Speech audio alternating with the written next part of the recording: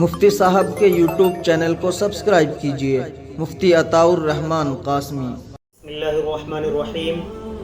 ناظرین کرام، جیسا کہ آپ حضرات بخوبی واقف ہیں، دارالافتاء جامعۃ الشیخ عبدالستار نانکا گندیوڑا ضلع سہارنپور سے آپ کے مسائل اور ان کا حل پروگرام پیش کیا جاتا ہے۔ آج کے پروگرام میں پہلا سوال ہے، یاسمین راؤ بھیٹ سے معلوم کرتی ہیں فیشن کے طور پر لمبے ناخن رکھنا جائز ہے یا نہیں؟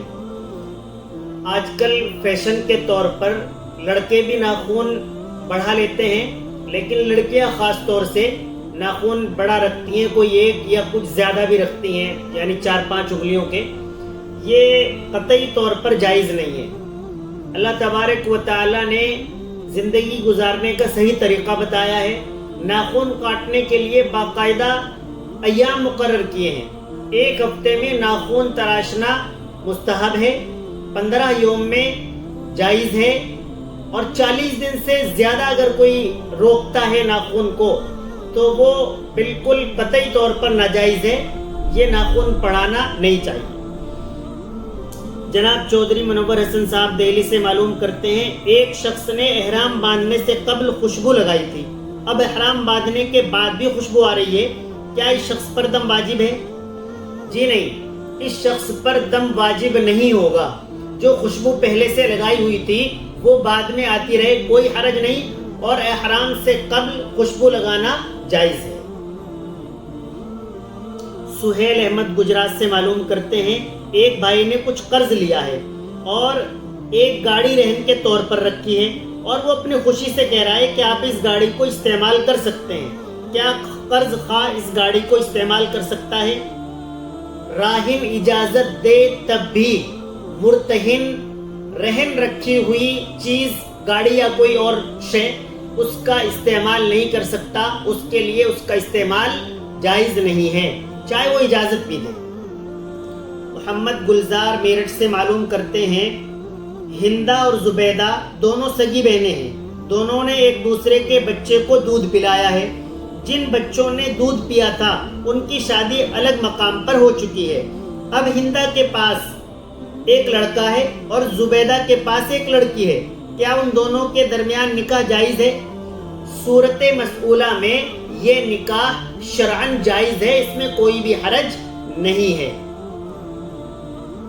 افتخار احمد مدھے پور سے معلوم کرتے ہیں، کسی حادثے یا نقصان کے مد نظر جو لوگ بیمہ کراتے ہیں کیا وہ جائز ہے؟ صورت مسئولہ میں بیمہ کرانا، انشورنس کرانا جائز نہیں ہے۔ ساجد اختر انصاری مالیگاؤں سے معلوم کرتے ہیں، سیر و تفریح کی غرض سے ایسے مقامات پر جانا جہاں اولیاء اللہ کے مزارات ہیں، یہ جائز ہے یا نہیں؟ شرعی حدود میں رہ کر احکام شرعیہ کی پابندی کے ساتھ آپ سیر و تفریح کے لیے جا سکتے ہیں، کوئی حرج نہیں ہے، لیکن جہاں پر بہت زیادہ بے پردگی ہو رہی ہو یا اولیاء اللہ کی قبروں پر جا کر شرک کرنے کا ارادہ ہو یا ہو جانے کا اندیشہ ہو، پھر ایسے مقامات پر نہیں جانا چاہیے، ورنہ آپ جا سکتے ہیں، ایصال ثواب کر سکتے ہیں، کوئی حرج کی بات نہیں ہے۔ سیر و تفریح کی بھی شریعت نے احکام شریعہ کے دائرے میں رہ کر اجازت دی ہے۔ انوار احمد غازی پور سے معلوم کرتے ہیں، کرسچن کی نماز جنازہ پڑھ سکتے ہیں یا نہیں؟ جی نہیں، نماز جنازہ کے لیے مسلمان کا ہونا شرط ہے۔ محمد عادل کرتپور سے معلوم کرتے ہیں، امام صاحب خطبہ جمعہ دینے کے لیے حجرے سے نکل آئے تو اس کے بعد نماز پڑھنا اور اسی طرح گفتگو کرنا درست ہے یا نہیں؟ امام صاحب حجرے سے نکلے اور ممبر تک ان کو پہنچنا ہے، اس درمیان گفتگو کرنا تو جائز ہے، لیکن اس درمیان نماز پڑھنا یہ جائز نہیں ہے۔ جو شخص پہلے سے نماز کی نیت باندھے ہوئے ہے وہ اپنی نماز مکمل کر لے۔ احمد علی انصاری منگلور سے معلوم کرتے ہیں، اگر کوئی مسلمان لگاتار 3 جمعے چھوڑ دے تو کیا وہ ایمان سے خارج ہو جاتا ہے؟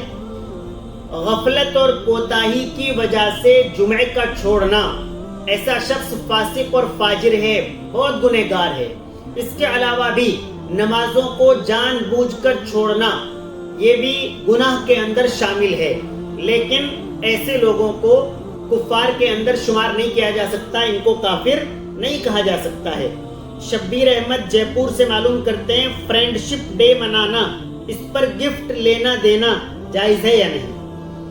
فرینڈ شپ ڈے منانا یہ جائز نہیں ہے، اس پر گفٹ لینا دینا جائز نہیں ہے، اس لیے کہ یہ غیروں کی اشاعت ہے، یہ غیر لوگوں نے ڈے ڈے ڈے ڈے غیر لوگوں کی طرف سے آیا ہے۔ یہ فرینڈ شپ ڈے ہو یا برتھ ڈے ہو یا منگنی ڈے ہو یا شادی ڈے ہو، یہ تمام غیروں کی طرف سے آئے ہیں، اور جو لوگ جس قوم سے مشابہت اختیار کرتے ہیں ان کا شمار انہی لوگوں میں ہو جاتا ہے۔ اس لیے خرافات کی وجہ سے کہ لڑکا لڑکی آپس میں گفٹ کا لین دین کرتے ہیں جو شرعاً بالکل ناجائز اور حرام ہے، اس لیے اس سے پرہیز کرنا چاہیے۔ بہت شکریہ۔ آپ حضرات بھی اپنا سوال بھیج دیں گے تو انشاءاللہ تعالی بہت جلد آپ کو آپ کے سوال کا جواب دے دیا جائے گا۔